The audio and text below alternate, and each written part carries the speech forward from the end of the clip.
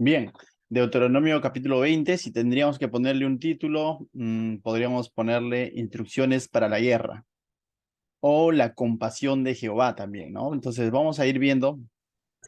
Recordemos que a través de estos capítulos, Moisés, en este segundo discurso que él tiene dentro de todo este libro, está dando instrucciones o está dando una especie de ampliación o de aplicación de los 10 mandamientos. Uno de los mandamientos decía, no matarás.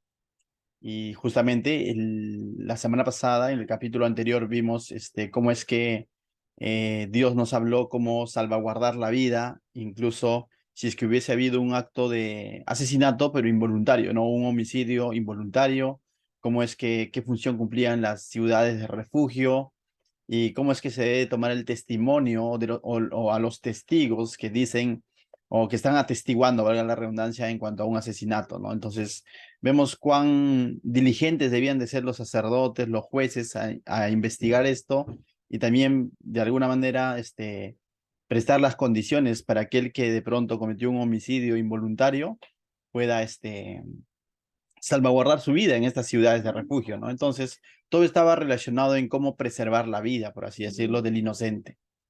Hoy vamos a ver instrucciones que tienen que ver con la guerra o con la batalla, ¿no? Instrucciones que tienen que ver con la guerra o la batalla. Ahora, lo podemos dividir en dos partes. El verso 1 al 9 podemos ver cómo es que deben de prepararse espiritualmente para la guerra.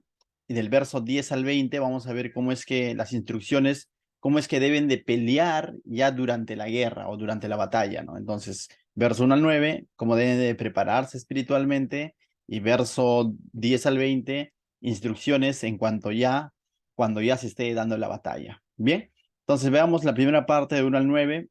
Comienza diciendo lo siguiente, mire, el verso 1 dice, cuando salgáis a la guerra contra tus enemigos, si vieres caballos y carros y un pueblo más grande que tú, no tengas temor de ellos, porque Jehová tu Dios está contigo, el cual te sacó de la tierra de Egipto. Es interesante porque dice, cuando salgas a la guerra, o sea, definitivamente que va a haber guerra, no es una opción, iba a haber batalla, iba a haber guerra. Ciertamente Dios, a través de este libro, también a través del Éxodo, desde el momento que Él los saca de Egipto, les viene prometiendo la tierra prometida. Les viene diciendo que Él les va a entregar en sus manos la tierra prometida, que Él va a ir delante, peleando por el pueblo, y les da una serie de instrucciones de cómo es que ellos deben de marchar y todo lo demás, pero al mismo tiempo también les va a dar instrucciones de que esto va a ser una guerra. O sea, el pueblo iba a tener parte en esta guerra, sí, pero la victoria lo está garantizando Dios, no la estrategia humana que ellos vayan a usar, ni la cantidad de hombres que ellos vayan a hacer, sino la victoria está asegurada, pero ellos van a pelear esta batalla. Entonces, ¿cómo es esto, no? Si la victoria está asegurada, ¿cómo es que van a pelear? Se parece un poco a la vida del cristiano. La victoria para nosotros ya está asegurada porque Jesús venció en la cruz. Él ya nos ofreció y ya nos prometió la vida eterna. Eso no significa que en el mundo vamos a tener aflicciones, batallas, muchas veces con este mundo, con nuestra carne y con el enemigo, ¿no? Pero nosotros se dice, peleamos desde la victoria, es decir, entendiendo que en Jesucristo ya hemos vencido. No peleamos bajo una incertidumbre de decir, venceré, no venceré.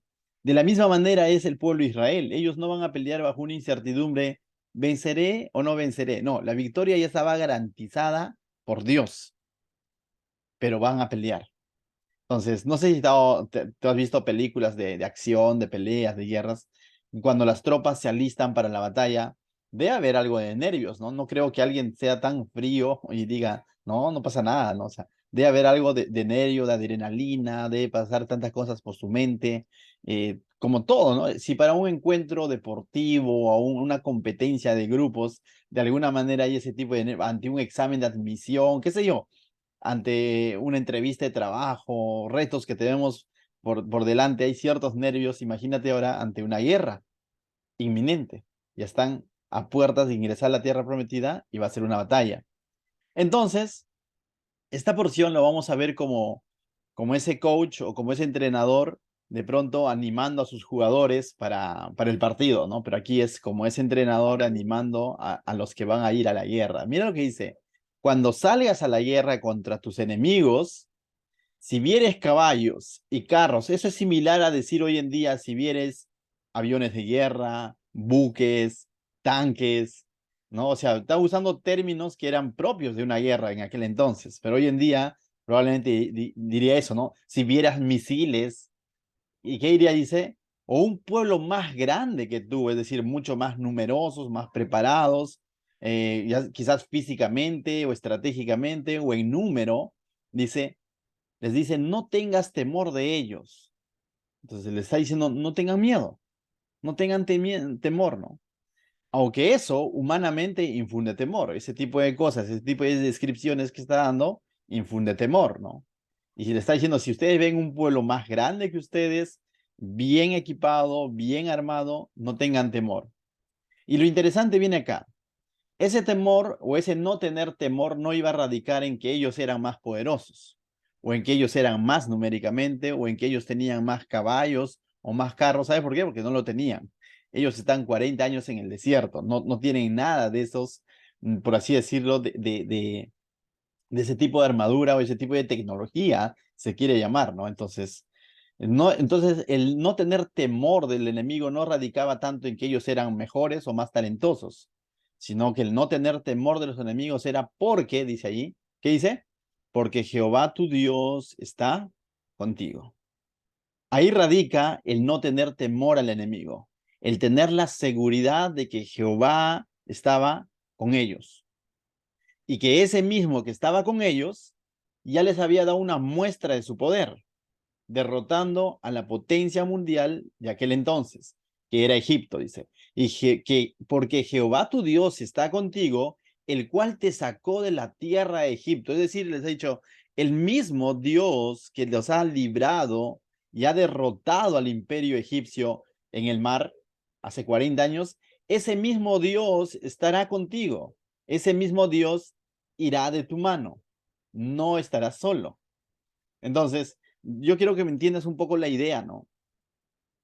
Y aunque ellos visiblemente no veían armamento, no veían carros para ella a su favor, no veían caballos a su favor, no veían misiles a su favor, por así decirlo, pero el pueblo de Israel también fue llamado a andar por fe. Es así como Dios los ha sacado de Egipto a través de dos hombres llamados Moisés y Aarón, que trajeron plagas a este imperio egipcio. Algo que ellos quizás visualmente no veían hasta que vieron el milagro, ¿no? Y Dios ha mostrado ese tipo de cosas extraordinarias. De la misma manera le está diciendo ahora, ¿no? Es decir, no tengas miedo por más armado que esté el enemigo, porque Jehová tu Dios está contigo, el mismo que te ha sacado de Egipto. Primera reflexión para esta noche, ¿no?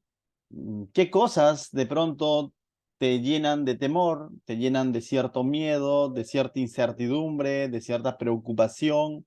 Quizás un desempleo, quizás una enfermedad, quizás que los precios suben, quizás de que el dengue ahora está llegando con fuerza, cosas como esas, o quizás se viene otro COVID. Pues eso llena de miedo a la gente, a las personas, infunde miedo. Pero en medio de esos miedos, de esos retos de desempleo, crisis económica, enfermedades que vienen, recuerda algo, cristiano. Recuerda de que Jehová, tu Dios, está contigo. Y ahí debe radicar el no tener temor a esas cosas, el no dejarte agobiar o sobre preocuparte por esas cosas. No estoy diciendo que seas negligente, sino que no te dejes agobiar por esas cosas porque Dios está contigo. Y ese Dios ya te ha mostrado cómo te ha preservado tiempo atrás en otro tipo de situaciones. Entonces, lo mismo le ha dicho a su pueblo, lo mismo le dice hoy día al cristiano. No tengas miedo. Amén. Entonces, verso 2, mira lo que va a decir. Y cuando os acerquéis para combatir, se podrá, dice, se pondrá en pie el sacerdote y hablará al pueblo, ¿no? Entonces, cuando ya están cerca para combatir, dice, se iba a poner de pie el sacerdote. Y uno dice, ¿y qué tiene que ver el sacerdote, no? Si el sacerdote ni siquiera va a pelear.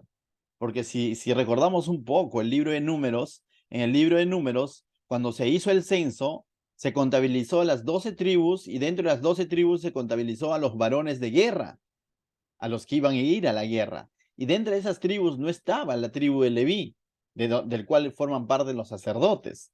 Es más, los sacerdotes o la tribu de Leví no iba a ir a la guerra, pero dice, no, es decir, no iba a ir a la batalla en sí, pero tenía participación. Y aquí vemos cuál es la participación que iba a tener el sacerdote. Dice, humanamente nosotros diríamos, ¿qué hace aquí el sacerdote, no?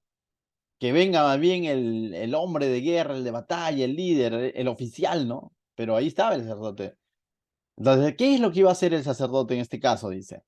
Y cuando os acerquéis para combatir, se pondrá en pie el sacerdote y hablará al pueblo. Ahí va a hablar. Y cuando dice pueblo, acá se está refiriendo a esos hombres que estaban dispuestos a pelear, a esos hombres que ya estaban a punto de ir a la batalla. No, no está refiriéndose al pueblo como tal, sino a los que están a punto de combatir. Mira lo que dice. Y les dirá, oye Israel, vosotros os juntáis hoy en batalla contra vuestros enemigos. No desmaye vuestro corazón. Esto es similar a decir, no sean débiles de corazón. No temáis, es similar a decir, no tengan miedo. Ni os azoréis, es decir, esto es similar a decir, no huyan por temor. Ni tampoco os desalentéis delante de ellos. Es como que no se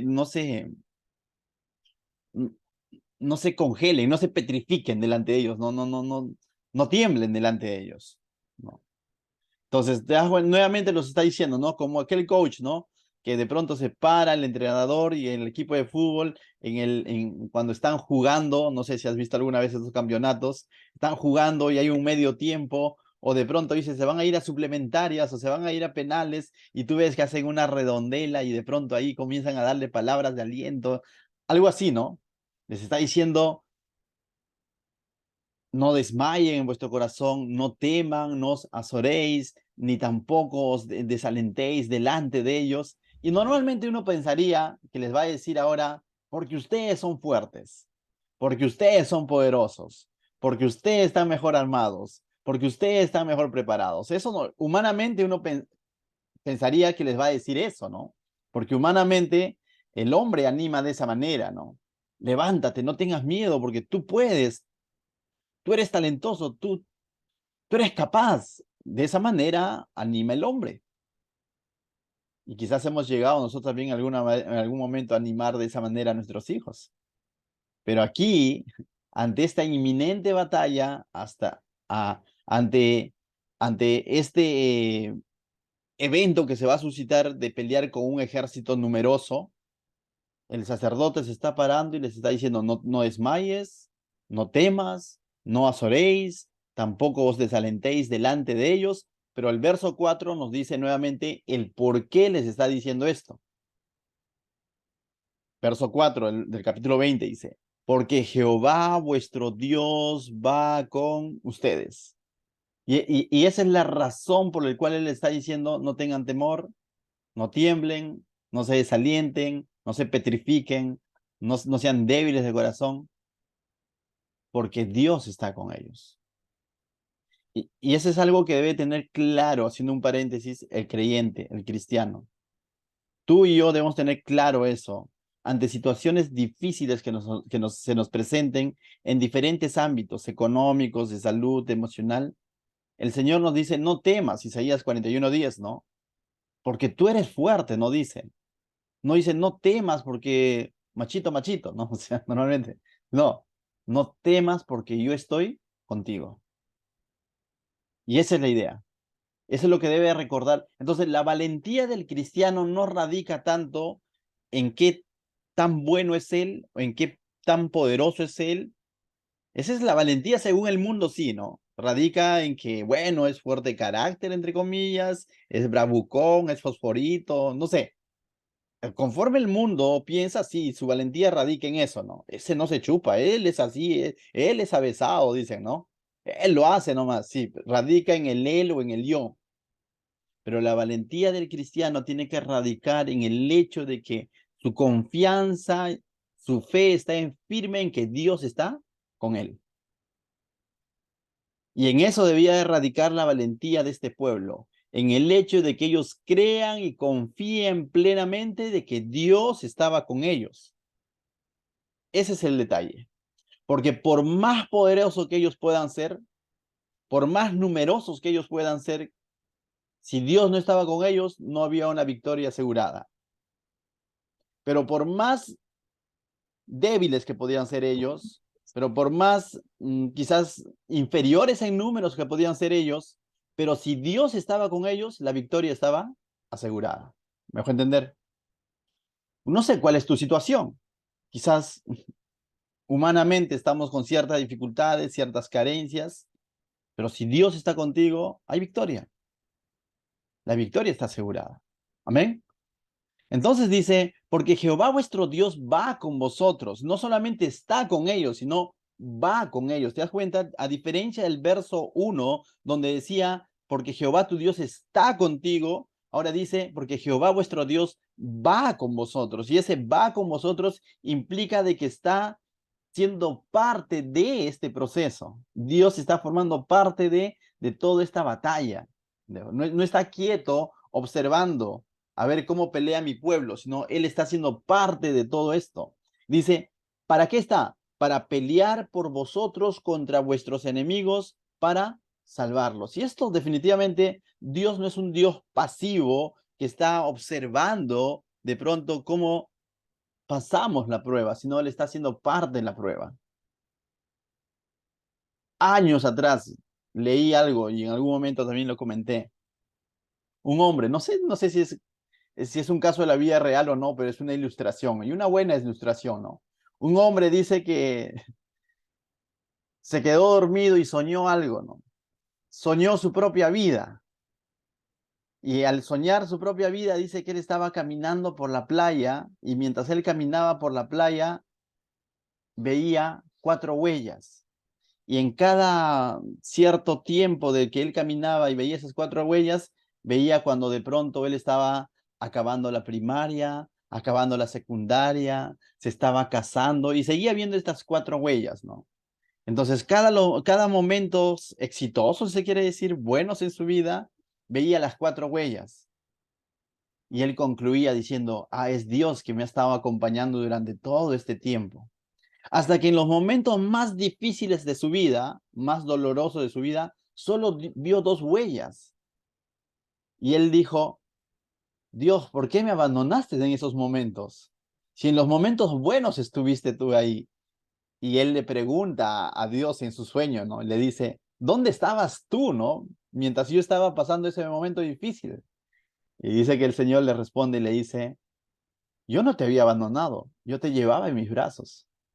Esas 2 huellas eran mías. Y a veces nosotros, me trae a la reflexión esto, porque a veces nosotros también, cuando las cosas van bien, decimos, Dios está conmigo. Qué bueno que el Señor está conmigo. Pero cuando las cosas no van tan bien, si no se ponen color gris y la situación quizás ajusta, de pronto tendemos a pensar de que Dios se ha olvidado de nosotros. Isaías 41:10 dice que Él estará contigo, que no desmayes, que Él te sostendrá con la diestra de su justicia. Yo tomo esa palabra, pero mi mente en ese momento podría llevarme a pensar que estoy solo. No estás solo, recuerda, Dios está ahí. Y Dios está activo, está cargando, no está de brazos cruzados. Él te está cargando. Aunque tus sentimientos y tus emociones te podrían llevar a pensar que estás solo, Dios está contigo. Él lo ha prometido. Amén. Su Santo Espíritu está contigo. Esto es bíblico. Si tú eres hijo de Dios, su Santo Espíritu está ahí contigo. Aunque emocionalmente pienses que no, pero es real. Por eso dice Pablo en Corintios que nosotros ya no andamos por vista, sino andamos por fe, creyendo que es así. Amén. Volviendo al texto, verso 4 dice, porque Jehová vuestro Dios va con vosotros para pelear por vosotros, dice, contra vuestros enemigos, ¿no? Entonces, pregunto, ¿el pueblo tenía por qué sobrepreocuparse, estar atemorizados, estar, como dice ahí, desalentados o estar desmayando en sus corazones? No, no había razón mientras ellos recuerden que Dios estaba con ellos. En el momento que ellos de pronto piensan que Dios ya no está con ellos, va a venir todo ese tipo de sentimientos, va a venir todo ese tipo de percepción de la realidad, ¿no? Diciendo, Dios me ha dejado. Eso le pasó a los incrédulos 40 años atrás, que fueron y vieron a estos hombres gigantes y se quedaron con esa figura y pusieron su mirada en eso y volvieron atemorizados, viéndose ellos como una langosta. La incredulidad hace eso. La incredulidad hace que pongamos nuestros ojos en cualquier otro lugar, incluso en nosotros mismos, y nos comparemos ante los retos de la vida y digamos, no lo voy a poder hacer. Pero la fe nos hace ver de que hay un Dios que está con nosotros diciendo, no te voy a abandonar. Yo iré contigo, yo pelearé tus batallas. Amén. Entonces, Filipenses 4:6, mira lo que dice. Por nada estéis afanosos. Más de uno hemos estado afanosos en algún momento, ¿sí o no? Pero Filipenses nos dice, tampoco te condenes si estaba afanoso, pero recuerda esto.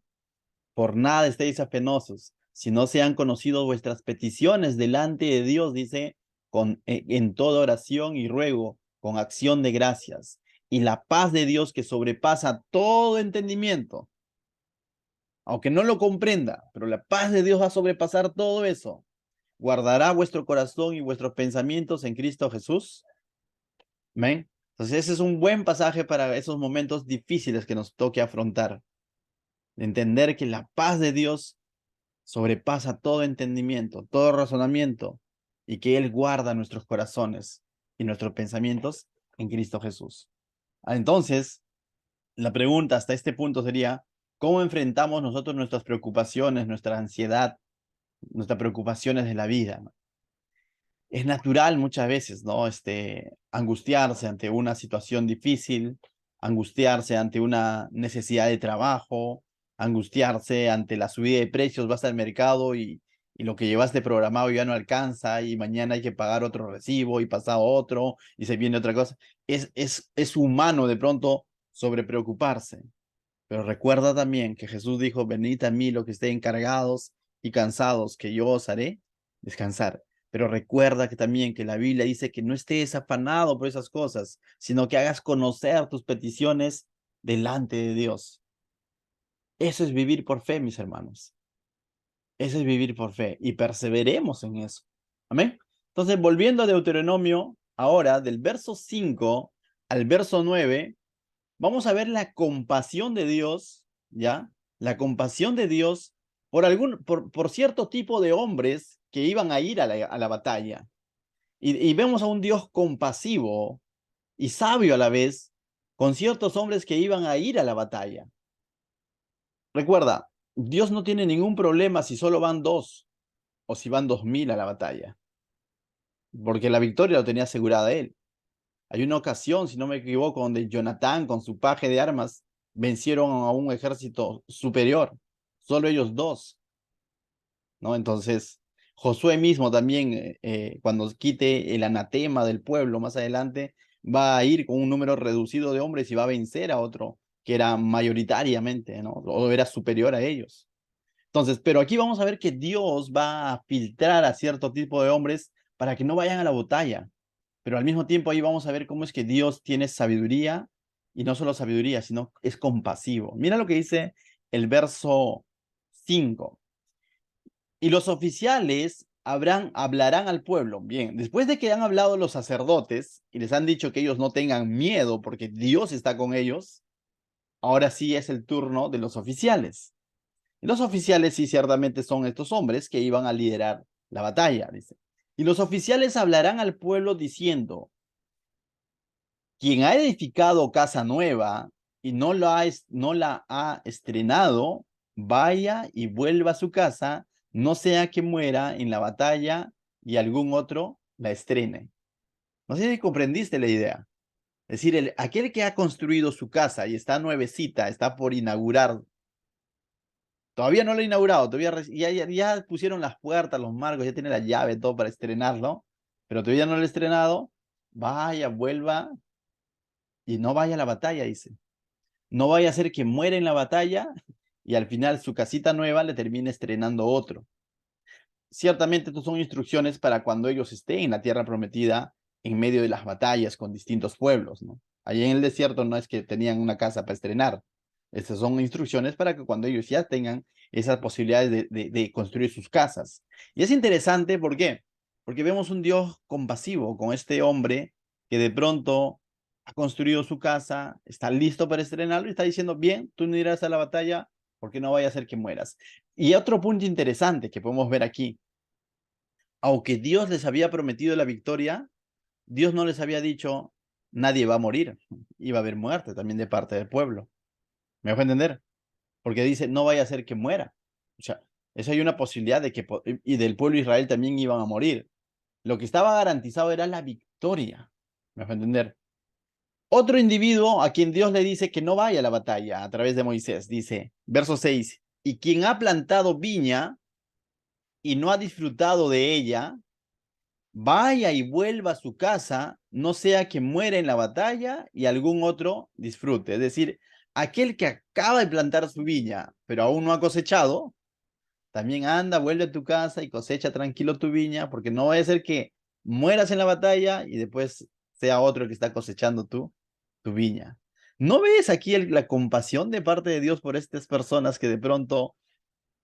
Ahora, Luis, si es así, va a tener déficit de hombres, ¿no? Porque ¿cuántos no van a ir, no? Porque no está hablando de uno, sino son varios los que van a aplicar a esa excepción, ¿no? Y van a decir, yo no voy por tal motivo, ¿no?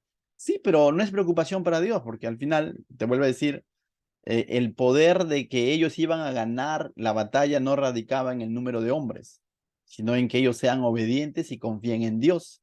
No solo ellos, sino también los oficiales. Los oficiales a cargo o los que eran llamados a hacer cumplir esas instrucciones también debían de confiar en Dios. Porque ellos podrían decir, Dios, no me parece buena idea eso, ¿no? Porque mira, nos vamos a quedar con menos hombres. Si de pronto éramos 2 millones para la batalla, hombres de guerra, y bajo ese filtro vamos a hacer solo 1,5 millones, Señor, ¿qué fue? No es tan inteligente, podrían decir ellos, pero ahí radica la confianza que ellos deben tener en Dios. Porque Dios está siendo benevolente con estos hombres. Verso 7. Aquí vienen los novios, ¿no? Y quien se ha desposado con mujer y no la ha tomado, vaya y vuelva a su casa, no sea que muera en la batalla y algún otro la tome. Esto es similar a decir, bueno, en aquel entonces se llamaba desposado, ¿no? Es aquel que ya había entregado la dote, ya tenía un compromiso, es decir, ya tenía una fecha para consumar ese matrimonio. Legalmente ya se consideraba un matrimonio, pero que aún no había sido consumado. Y durante ese tiempo había un tiempo de preparación tanto de la mujer y como el varón que preparaba una casa para ese nuevo hogar, ¿no? Pero era similar como hoy en día decir, ya están comprometidos con fecha, por así decir, ¿no? Oye, dice, se casan tal persona, ¿no? Ya pidió su mano, dicen hoy en día, ¿no? Entonces, y hoy en día a veces ese tipo de compromiso en el mundo secular no lo toman tan en serio, ¿no?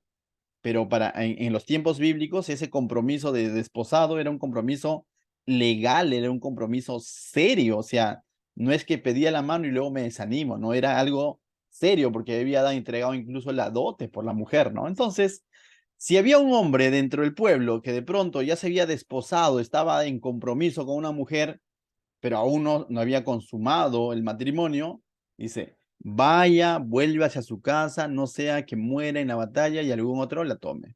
Definitivamente, vuelvo a repetir, yo veo aquí el corazón compasivo de Dios por este tipo de hombres, es decir, disfruta la vida, disfruta la vida. Bien, porque la batalla tenía un riesgo, tenía un riesgo. Hay una victoria asegurada, pero iba a haber también muerte de parte del pueblo de Israel. Verso 8, cuarto tipo de hombre que va a ser exceptuado de la batalla. Este no me gusta mucho, pero está ahí. Dice, y volverán los oficiales a hablar al pueblo y dirán, ¿quién es hombre medroso, pusilánime, vaya y vuelva a casa y no, dice, y no apoye el corazón de sus hermanos, no apoque el corazón de sus hermanos, porque el corazón, dice como el corazón suyo.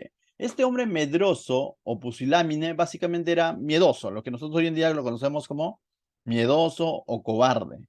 Y está dando la opción de que si había entre el pueblo de los que iban a ir a la batalla un cobarde, un miedoso, o alguien que estaba con toda su duda ahí, le está diciendo, vuelva a casa. Pero le está haciendo un vuelva a casa sobre todo para prevenir de que él no infunda su temor a los demás. Es decir, no contagie su cobardía a los demás y lo está mandando a casa, ¿no? Esto sobre todo estaba para preservar el grupo. Esto para que el del ejército que iba a ir a la batalla no se vea debilitado por este hombre que de pronto estaba dudando, estaba miedoso, estaba, no sé, era cobarde, ¿no? Entonces dice, vuelva a casa mejor, tranquilo, quédate ahí. O sea, no había otra manera, ¿no? O sea, lo dejan en casa. Bien, entonces vemos aquí al Señor teniendo compasión por este cuatro tipos de personas, ¿no? El que había construido una casa y no lo había habitado, el que había sembrado una viña y aún no lo había cosechado, el que estaba desposado con una mujer y aún no había consumado su matrimonio, y por el miedoso incluso. Quédate, hijito, no vayas a la batalla. Verso 9. Y cuando los oficiales acaben de hablar al pueblo, entonces los capitanes del ejército tomarán el mando a la cabeza del pueblo. Entonces, ahora sí los capitanes son los que van a tomar la batuta. Una vez que se han dado estas indicaciones, una vez que ha hablado el sacerdote y les ha animado diciendo que Dios estará con ellos, una vez que los oficiales han dicho tal persona no van a la batalla, y está mostrando la compasión de Dios, ahora sí dice, los capitanes van a tomar la batuta y de pronto van a comenzar a ir a la batalla, ¿no? Van a dar las indicaciones para la batalla en sí, ¿correcto? Hasta este punto hemos aprendido la compasión que tiene Dios, no solo la compasión, la sabiduría que tiene Dios por cierto tipo de hombres. De la misma manera, nosotros debemos ser compasivos con los demás. A veces queremos que los demás reaccionen al igual que nosotros, y no siempre va a ser así. A veces no nos ponemos en el zapato de los demás. No, es como si acá, ¿no? Pudieran haber dicho el pueblo, no, todos tenemos que pelear. Al final, cuando ganemos la batalla, la tierra va a ser para todos. No, pero Dios está disponiendo que mostrando su corazón compasivo, y los oficiales tienen que estar en esa misma línea de ser compasivos con este tipo de personas. De la misma manera, a manera de aplicación, nosotros, no todos van a responder al igual que tú. Muchas veces Dios tiene un trato particular con cada persona según el carácter, según la vivencia, según cómo Él nos ha ido formando. Y a veces no todos vamos a responder de la misma manera.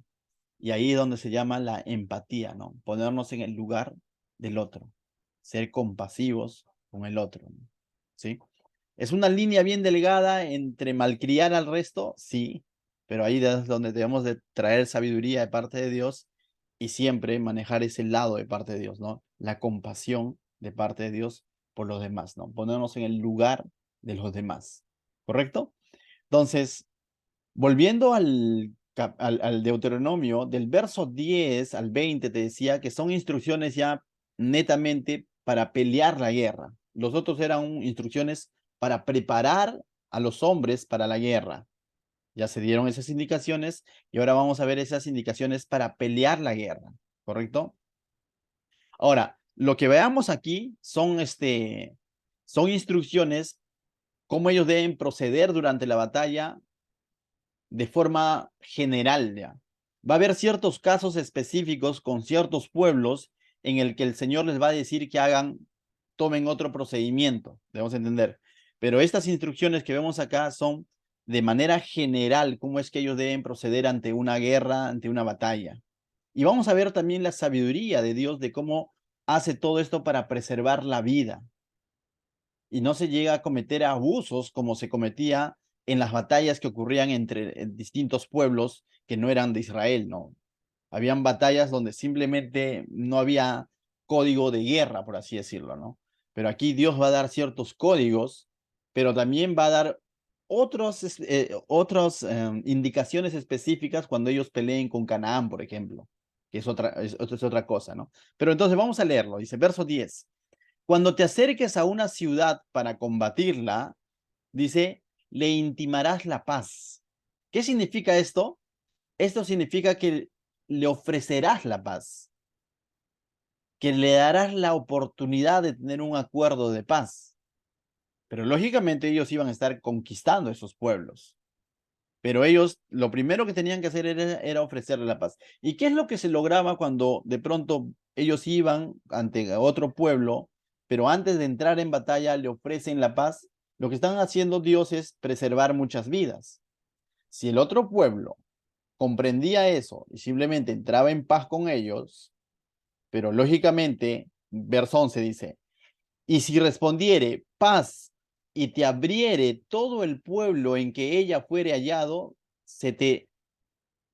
dice, te será tributario y te servirá. O sea, lógicamente te das por ganador, ¿no? No es que, oye, la paz no nos hacemos nada, sino ¿sabe qué? Estas tierras corresponden a Dios, ¿no? Dios me los ha ofrecido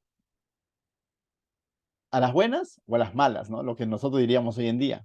Y si ellos dicen a las buenas, estos pueblos debían de tributar a Israel y deberían estar subordinadas a Israel y iban a servir a Israel, no como ese tipo de esclavitud que ejerció Egipto contra Israel, porque también cuando vemos el libro de Éxodo, Levítico, cuando vemos las leyes sobre los esclavos, vemos que Dios legisló bien esas leyes de tal manera que preservaba la dignidad del hombre y daba muchos derechos a los esclavos, ¿no? Entonces, no era de ese tipo, es más, ¿no? Cuando vemos el tema de los diezmos, ¿se acuerdan? Que los diezmos se recogían ¿para quién? Para el extranjero, para la viuda y para el huérfano. Entonces vemos a un Dios que está de pronto trayendo un orden en medio de esas culturas donde se cometían muchos abusos. Entonces ciertamente ellos les iban a ofrecer la oportunidad de la paz, pero eso significaba también que estos pueblos tenían que servirles a ellos, pero bajo ciertos regímenes que Dios lo había determinado, ¿no? Ahora, si ellos aceptaban, todo chévere, no había muertes. Pero verso 12 dice, mas si no hicieren paz contigo y emprendiere guerra contigo, entonces, ¿qué dice? Entonces la sitiarás. La palabra sitiarás es como que los vas a asediar, los vas a rodear, ¿no? Ahora, cuando hablamos de sitiar o rodear, por lo general estos pueblos, aquel entonces, uh, tenían sus fronteras o sus ciudades eran protegidas por ciertos muros. Quizás el más conocido es los muros de Jericó, pero eso era normal en las ciudades. Por eso que de ahí vienen los salmos o los proverbios torre fuerte, ¿no? Cosas como esas, porque las ciudades se caracterizaban por tener torres, por tener muros, ¿no? Entonces, ¿qué es lo que hacía normalmente cuando entraban a batalla? Y sitiar significaba de que ellos se colocaban alrededor del muro, ¿no? Colocaban estratégicamente todo su ejército de alrededor del muro y no dejaban que ingrese ni salga nada de esa ciudad. Y este sitiar demoraba meses y en algunos casos años, ¿no? Y cuando no ingresa ni sale nada de esa ciudad, definitivamente esa ciudad va a terminar debilitada o finalmente rindiéndose o finalmente siendo invadida porque han sido debilitados con el tema sobre todo de que ingresen productos de primera necesidad, ¿no? Entonces, era una manera era una estrategia de guerra. Por cierto, lo hicieron con Samaria, más adelante, cuando veamos en los tiempos de los reyes, lo hicieron con Samaria, tanto así que llegó una gran hambruna a cierto sector de Israel y fue sitiada, ¿no? Por los asirios y más adelante por los babilonios que también sitiaron al reino de Judá, ¿no? Entonces, eso era una estrategia de guerra. Entonces, aquí vemos esas instrucciones, ¿no? Si este pueblo no aceptaba el acuerdo de paz o la propuesta de paz, entonces ellos tenían ese segundo paso era sitiar la ciudad, ¿no? Sitiar la ciudad. Dice verso 13, luego que Jehová tu Dios la entregara en tu mano, herirás a todo varón suyo a filo de espada, ¿no? Y una vez que Dios diera la orden, diera la señal de que, diciendo, pueden tomar esa ciudad, ¿no? Entonces ellos tenían esa orden de ir y matar a todo varón a filo de espada. Entonces se desataba la batalla en sí. Entonces aquí estamos viendo una serie de estrategia de guerra, ¿no? Pero el primer punto fue la paz. El primer punto fue preservar la vida. Esto es cuando ya el enemigo de pronto no quiere doblegarse. ¿Y a quiénes iban a matar? Dice a todo varón a filo de espada. ¿Y por qué a todo varón y no a las mujeres? Porque normalmente la batalla se desataban entre los varones, ¿no? Porque los varones son los que de pronto representaban el ejército de cada pueblo, ¿no? y los varones son los que habían tomado esa decisión de decir, no quiero la paz contigo, ¿no? O sea, me resisto, ¿no? Entonces, ellos debían entrar y matar al enemigo, ¿no? Entonces, es decir, matar a los responsables de quienes se habían negado a este acuerdo de paz, ¿no? Verso 14.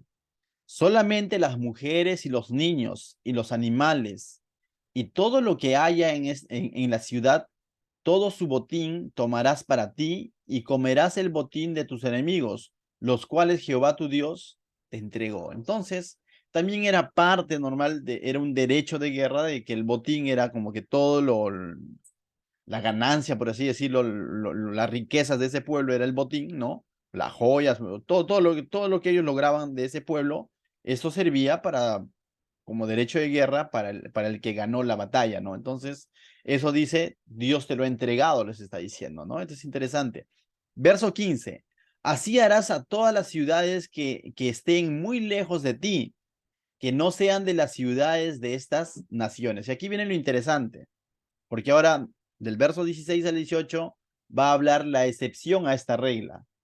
Ellos debían de actuar, como hemos visto, del verso 10 al 15, con las ciudades que estaban lejos de ellos, que era propio de que ya que iban a ser atacados o ellos iban a atacar. Con ellos, primero un acuerdo de paz. Si no hay un acuerdo de paz, lo vas a sitiar y una vez sitiado, vas a ir a la batalla, matarás solo a los varones de guerra y te llevarás el botín con ellos. Pero con esas ciudades, dice, que no sean de las ciudades de estas naciones, dice el verso 15. Y tú dices, ¿y de qué naciones está hablando?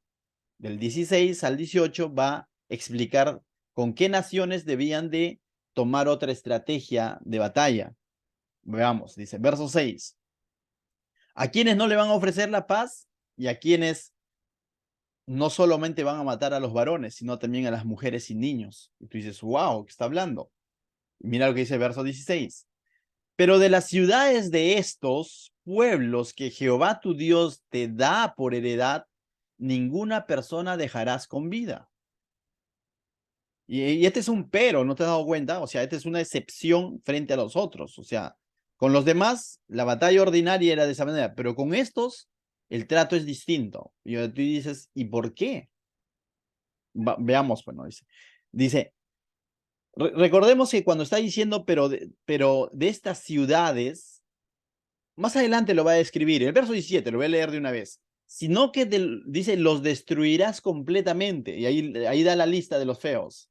Al Eteo, al Amorreo, al Cananeo, al Fereceo, al Ebeo, al Jebuseo, como Jehová tu Dios te ha mandado. Ahora, esto era una orden de parte de Dios.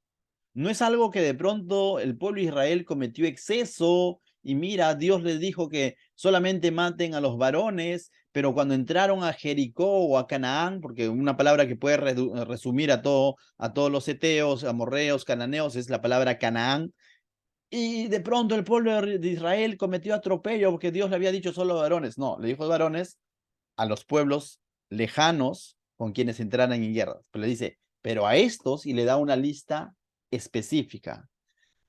Verso 16, la última parte dice, ninguna persona dejarás viva. Es claro. Verso 17, sino que los destruirás completamente. Termina el verso 17 diciendo, como Jehová tu Dios te ha mandado. Ahora, si uno lee y no está haciendo el estudio verso a verso y no ha leído un poco Génesis, de pronto uno podría decir, wow, como muchos han criticado de pronto o han puesto en el banquillo de juicio a Dios, ¿no? Diciendo, ¿cómo Dios pudo haber mandado hacer todo esto? Y quizás alguien esta noche también podría estar pensando así, ¿cómo mi Dios que es puro amor ha mandado hacer todo esto? Es que con estos pueblos de Canaán, donde estaba el Eteo, el Amorreo, el Cananeo, el Fereceo, el Ebeo y el Jebuseo, no tanto es una batalla o una guerra de conquista, es una guerra de juicio de parte de Dios, en el cual Israel está siendo solamente ese instrumento de juicio. Dios está trayendo juicio a estos pueblos. ¿Y por qué?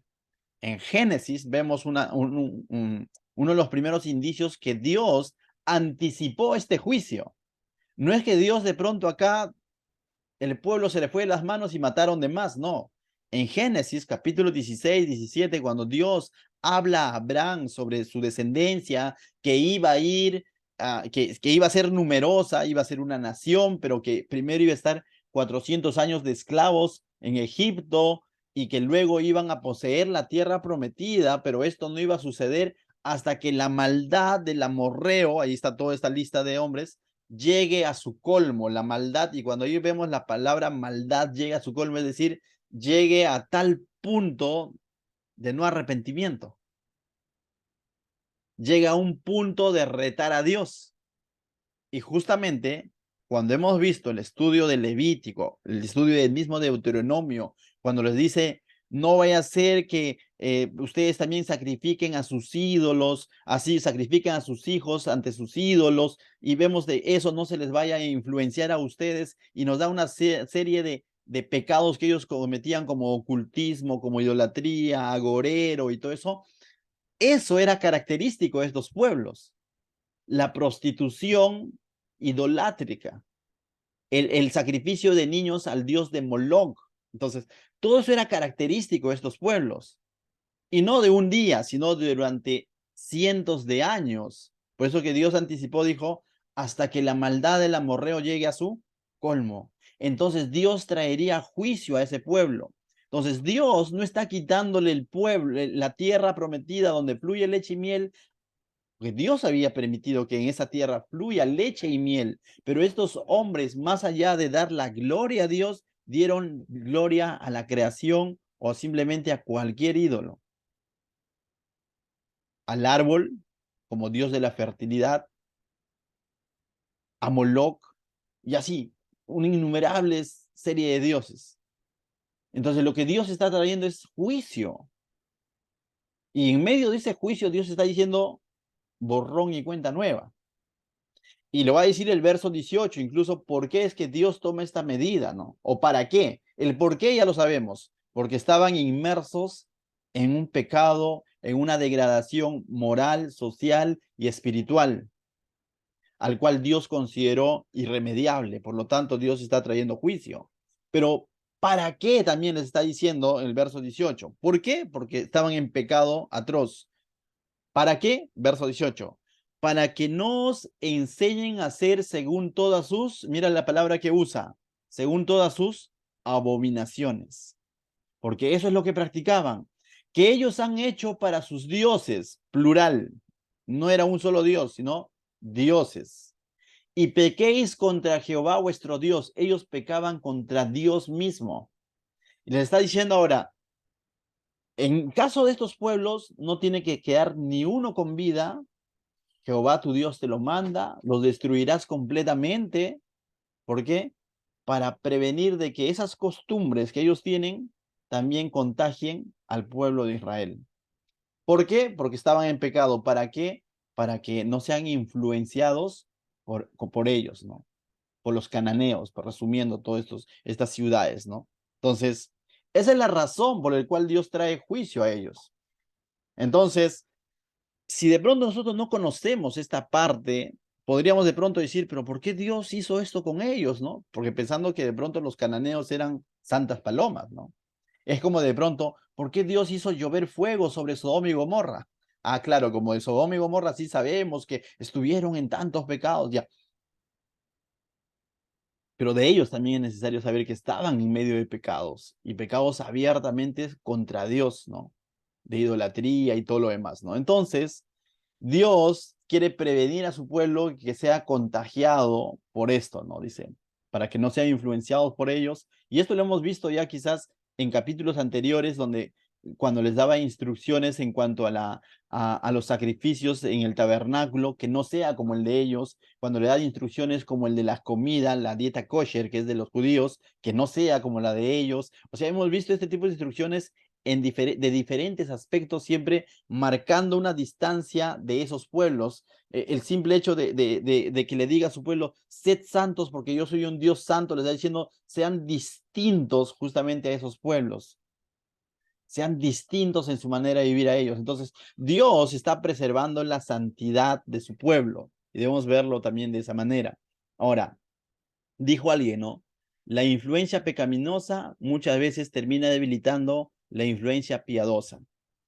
Cuando tú perteneces a una comunidad de creyentes, a una iglesia, se quiere decir, sí o no que de pronto comienzas a adoptar ciertas costumbres, ciertas formas de vivir. Cierto, es Cristo, pero también muchas veces a través del ejemplo de alguien, a través de la manera de vivir de alguien, creyentes me estoy refiriendo, y tú comienzas de pronto a adoptar ciertas costumbres piadosas, si se quieren decir, ¿no?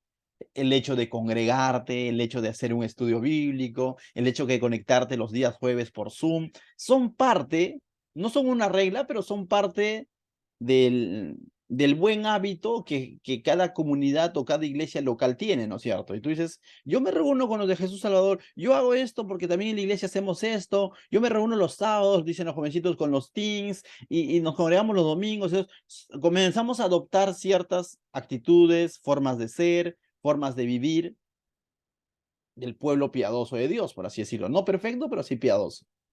Pero también cuando de pronto no hemos cortado con el mundo, no hemos cortado de raíz, también se nos van a pegar ciertas costumbres pecaminosas.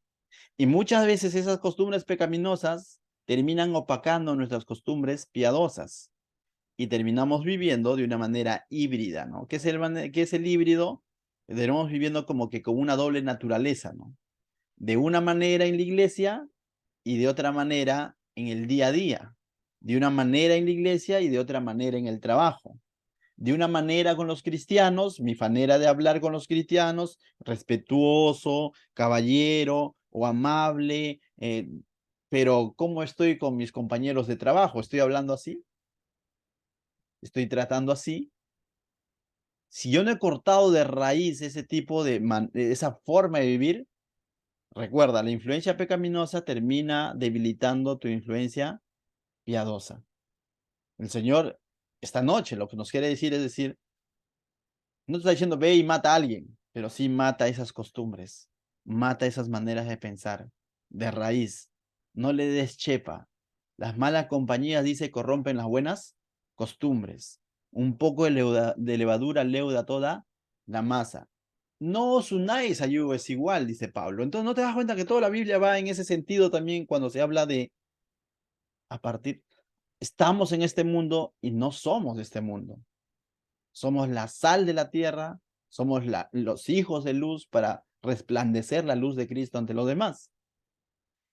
Esa misma función tenía Israel ahora que cumplir y para eso justamente Dios los estaba llamando. Porque ¿qué significa Israel? De principio, Israel significa gobernados por Dios. Y en ese sentido es que vamos a entender, sed santos porque yo soy santo. Es decir, sean distintos, sean diferentes en este mundo porque yo soy distinto, no soy como esos dioses. Y ellos debían entender la importancia de cortar todo eso de raíz. Y es una orden de parte de Dios, no era una sugerencia. No le decía, chicos, ve, no sé, ustedes evalúen, mire si desaparecen a todos o no, porque no es que les pase una mala jugada. No, era, dice, y no, y dice, verso 18 termina diciendo, y pequéis contra Jehová vuestro Dios, ¿no? No, no, el verso 17, como Jehová tu Dios te ha mandado. O sea, esto era una orden de parte de Dios, pero para preservar su pueblo, para preservar su nombre. De la misma manera, mis hermanos, cuando de pronto nos dice la Biblia, no os unáis a yugo desigual, un poco de levadura leuda toda la masa, las malas compañías corrompen las buenas costumbres. No lo está diciendo porque, bueno, Dios es, no sé, ¿no? Qué apático que es Dios, no quiere que me relacione. No, no, no. Es porque quiere preservar tu vida, quiere preservar tu santidad. Y lo mismo le dice a la iglesia también, ¿no? Que seamos esa columna, baluarte de su verdad y que no estemos mezclados con la mentira, ¿no? Lamentablemente hoy en día vivimos tiempos de apostasía, donde ese tipo de evangelio está diluido, ¿no? Y donde todos, el ecumenismo, ¿no? Donde todos, con tal que creíamos en Dios, pero ya, o sea, y lamentablemente la iglesia está haciendo alianza con distintos grupos religiosos, y que es lamentable. ¿Y cómo nos distinguimos entonces los que son de Cristo y los que no son de Cristo, ¿no? ¿Cómo se distingue el trigo de la cizaña? Por el fruto, ¿no? Verso 19. Verso 19 dice, cuando sities a alguna ciudad peleando contra ella muchos días para tomarla, no destruirás sus árboles, metiendo hacha de ellos, porque de ellos podrás comer. Y no lo talarás, porque el árbol del campo no es hombre para venir contra ti en sitio. Es decir, el árbol no tiene por qué pagar los platos rotos, ¿no? Porque era normal también cuando sitiaban la ciudad, ¿sabes lo que hacían los otros pueblos enemigos? Cuando sitiaban una ciudad, talaban toda la vegetación, todos los árboles alrededor de esa ciudad, porque vegetación, árboles es sinónimo de provisión, es sinónimo de combustible y sinónimo de alimento. Árboles con fruto, alimento. Árboles sin fruto, combustible, leña, lo que podemos llamar. Entonces, cuando normalmente sitiaban una ciudad, lo que hacían era eso, derribar todo lo que vendría a ser la vegetación para así dejar debilitado al pueblo. Y Dios le está diciendo, no me uses esa estrategia. O sea, le está diciendo que no talen. ¿Por qué? Porque el árbol del campo no es hombre para venir contra ti en el sitio. O sea, le está diciendo, la pelea no es con el árbol. Aunque ellos van a verse servidos del árbol. ¿Sabes por qué? Mira lo que dice el verso 20. Mas el árbol que sepa que no lleva fruto, podrás destruirlo y talarlo, pero no por gusto. Mira, dice, no tanto como para que el otro se quede sin nada, sino ¿por qué? Dice, para construir baluarte contra la ciudad que te hace guerra hasta Sojus Gatla. Puedes usar el árbol que no da fruto, pero ¿como qué? Como instrumento de defensa, ¿no? ¿Qué es un baluarte? Un baluarte básicamente era una plataforma o torre de madera que se armaba para justamente poder atacar al enemigo, ¿no? O defenderte del enemigo. Eso básicamente era un baluarte, ¿no? No sé si has escuchado cuando Pablo le escribe a Timoteo diciendo que la iglesia es columna y baluarte, está hablando porque justamente es como columna y torre, ¿no? Torre de defensa de la verdad, ¿no? Básicamente dando a entender eso Pablo. Porque un baluarte se usaba sobre todo como términos de guerra, ¿no? Es como aquella torre, aquella viga, aquella pared o aquel muro que se construía o plataforma para defenderse o atacar al enemigo, ¿no? Entonces, ese es un baluarte. Entonces, para eso puedes usar la madera, dice, ¿no? Como baluarte contra la ciudad que te hace guerra, ¿no? Pero aquel árbol que no da fruto, porque el que da fruto, lo ha dicho anteriormente en el verso 19, porque de ellos podrás comer. O sea, le está diciendo en otras palabras, la guerra, o que les ha ofrecido la victoria, la guerra iba a tomar un tiempo. Sé inteligente en saber usar estos recursos, algunos para comer y otros para defenderte, pero no destruyas por destruir, ¿no? Entonces yo veo acá un Dios sabio, o sea, sabio realmente, ¿no? O sea, lleno de sabiduría, ¿no? Y al mismo tiempo mostrándoles que no era necesario destruir por destruir. No se trata de destruir por destruir, sino de que sepan usar los recursos que Dios les iba a dar, ¿no? Entonces, es interesante. Y esto requiere esfuerzo, esto requiere paciencia, esto requiere fe, porque con esto al mismo tiempo les está diciendo, no sé si te diste cuenta en el verso 19, cuando sities alguna ciudad peleando contra ella muchos días. Esta palabra muchos días indica, pero total, Dios, tú no nos has ofrecido la victoria, que sea ya, pues, ¿no? O sea, esa es la típica, ¿no? Que con una oración quieres que se cumpla tu pedido, ¿no? Algo así, la oración del desesperado, Señor. Te pido tal cosa hoy, algo así, ¿no? No es así. El Señor toma su tiempo, ¿no? Muchas veces cuando estamos en los asuntos del Señor, muchas veces va a tomar su tiempo, porque en ese tiempo que se toma, el Señor está probando nuestra fe, nuestra confianza, nuestra obediencia a Él. Es fácil obedecer a Dios cuando te responde así al instante. ¿Quién no? Pues pensamos que a veces Dios es el Dios de la lámpara, es como es el genio de la lámpara mágica, donde tú frotas con una oración y ¡pim! Se cumple tu deseo. No es así. Muchas veces toma tiempo, ¿no? ¿Quieres edificar una familia fuerte en el Señor? Toma tiempo. ¿Quieres alcanzar una profesión, ¿no? Quizás en ese ámbito, toma su tiempo, su esfuerzo, tu confianza en Dios. ¿Quieres construir tu casa, mejorarlo? No va a ser de noche a la mañana. Requiere un esfuerzo, pero tu confianza puesta en Dios, paciencia, seguir la dirección, las instrucciones de Dios. Queremos construir una hermosa iglesia, una bendecida iglesia, tanto en Pachacute como en Santa Rosa.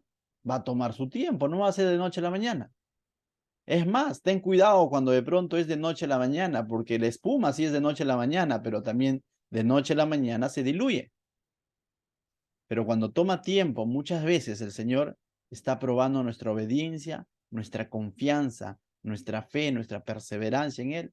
Y lo mismo debía entender este pueblo, que aunque ya Dios les había ofrecido la batalla y les había dicho, no tengan temor, porque yo estaré contigo, yo pelearé por ustedes, pero al mismo tiempo le está diciendo, sean inteligentes, sean estratégicos, usen bien sus recursos. Lo mismo te dice esta noche a ti.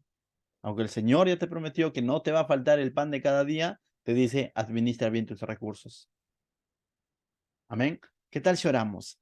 Padre, te doy gracias esta noche, Señor, por tu palabra, por cómo es que tú nos muestras, nos ministras, Señor, tu sabiduría, tu compasión, tu bondad, Señor, tu juicio también, Señor. Gracias porque a través de estos pasajes, Señor, comprendemos muchas cosas paralelas a nuestra vida, Señor, y podemos entender en el Espíritu, Señor, que somos llamados a confiar en lo que tu palabra dice, Señor, porque tú sobrepasas todo entendimiento, Señor.